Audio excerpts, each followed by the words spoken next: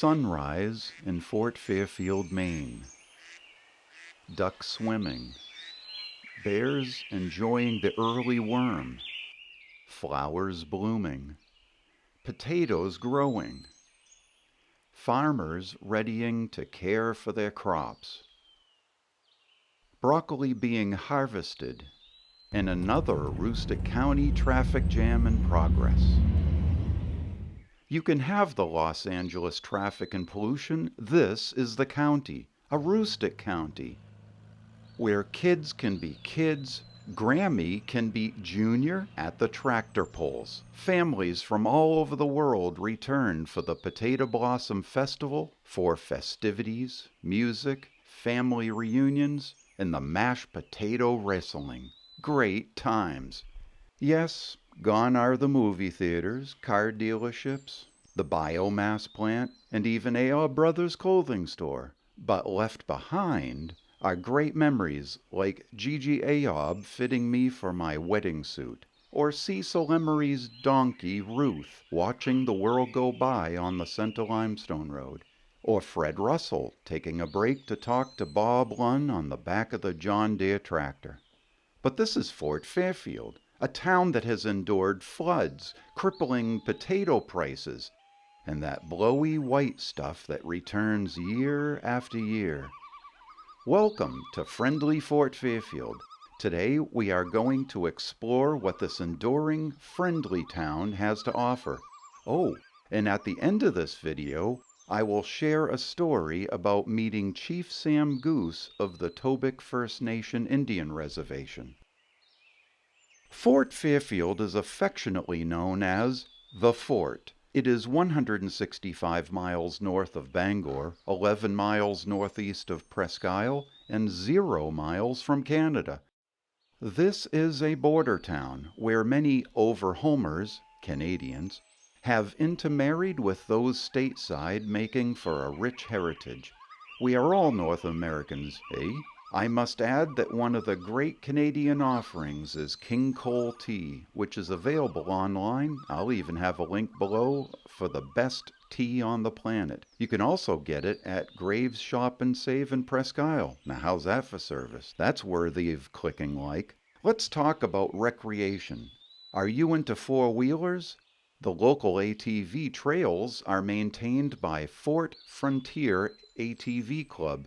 You can check them out on Facebook or their website for membership details and for their club address. I do want to highlight what they say on their website that, and I quote, "The club volunteers put in hundreds of hours each year getting landowner permission, getting business sponsors, meeting with local and state officials, installing and repairing ATV trail signs, mowing and grading the trails, and keeping the trails safe for all to enjoy. Send them a generous donation." How about snowmobiling? It does snow a good part of the year, so snowmobiling is an important part of central Aroostook life, and keeping the trails safe and groomed is critical to the safety of all riders. The Fort Fairfield Snowmobile Club maintains and grooms many miles of trails at this important intersection of ITS 81 and 88. If you've ridden their trails, send them a donation to help continue their mission. Did you know that Fort Fairfield is connected to over 10,000 miles of snowmobile trails in the state of Maine and an endless supply across the border in Canada? Now you know. If you like deer hunting, you are better off in the towns of Buxton, Auburn, or Warren, as they have some of the highest deer kill rates in the state.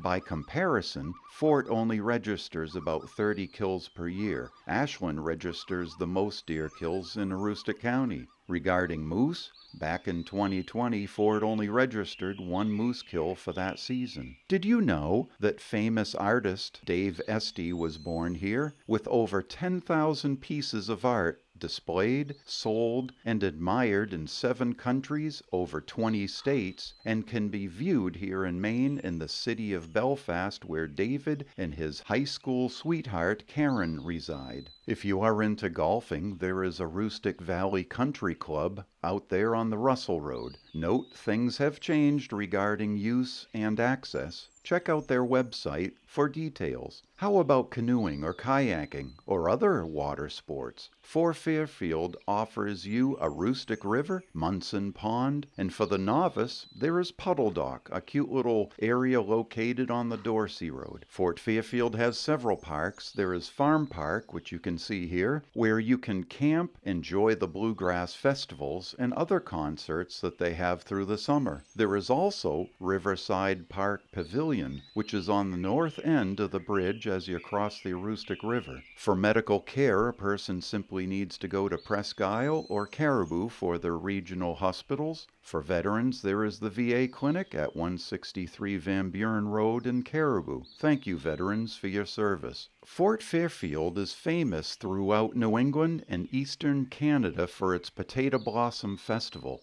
And rightly so. Usually about the third week in July, the festival is in full swing with music filling the river valley with joy and festivities. Last year there were two bands, one at River's Edge convenience store and the other down in the middle of town across from the food court. Oh, the food court. My goodness, what a place to meet old friends and have some delicious food. As I mentioned earlier, who doesn't like to watch the young and old thrash around and mash potatoes?